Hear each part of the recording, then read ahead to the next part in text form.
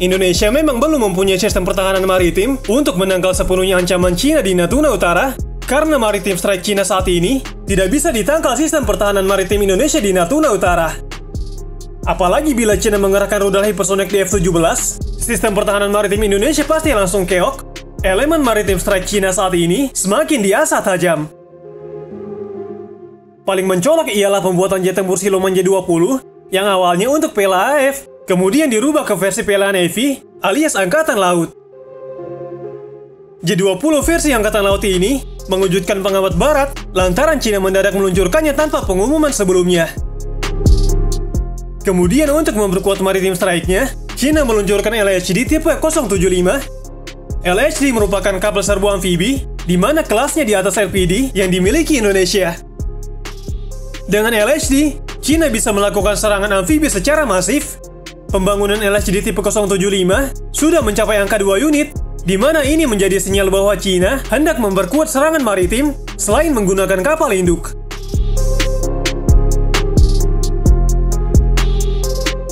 Presiden Xi Jinping beberapa waktu yang lalu sampai berkunjung ke markas divisi marinir Cina.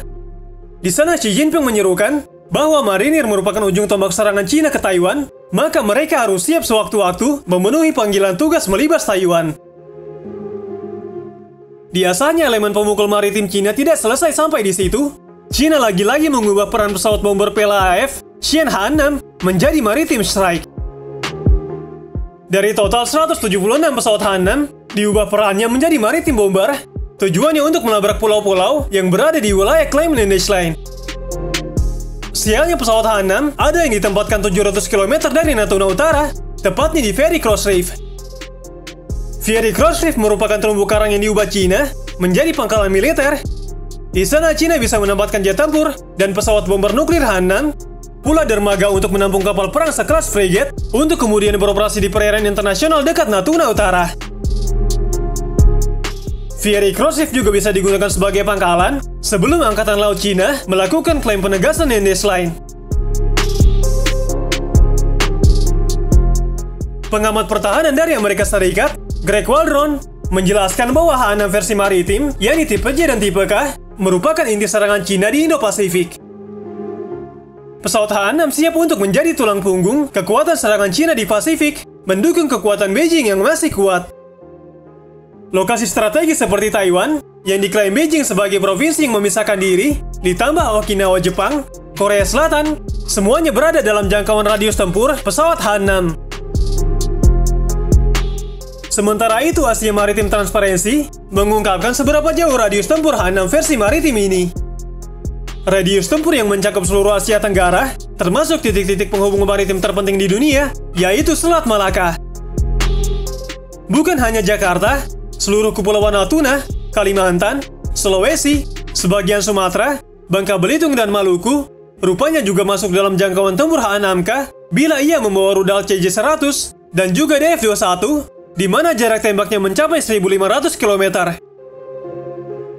H-6K dapat membawa Air Launched Ballistic Missile yang berasal dari DF-21 DASBM, bahkan US Navy Battle Groups masuk dalam radius tempur H-6K, di mana perlindungan udara berbasis kapal induk seperti Lockheed Martin belum mampu menangkalnya.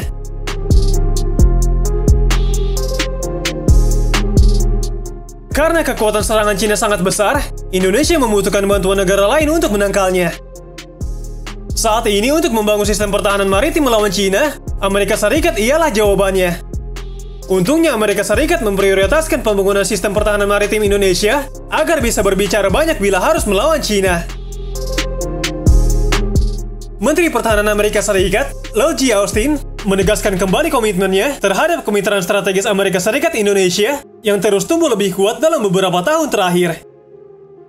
Keduanya membahas prioritas, modernisasi pertahanan Indonesia, dan bagaimana Amerika Serikat dapat membantu Indonesia memperkuat kemampuan pertahanan diri maritimnya. Sebelumnya, Amerika Serikat juga sudah menegaskan akan membela Indonesia dengan ikut membantu mempertahankan Natuna Utara dari Cina.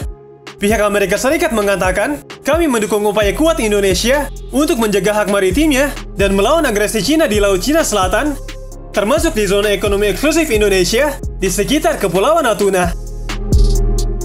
Dengan adanya bantuan Amerika Serikat, maka Indonesia berpeluang besar mendapatkan sistem pertahanan maritim kelas 1 untuk menghadapi Cina di Natuna Utara.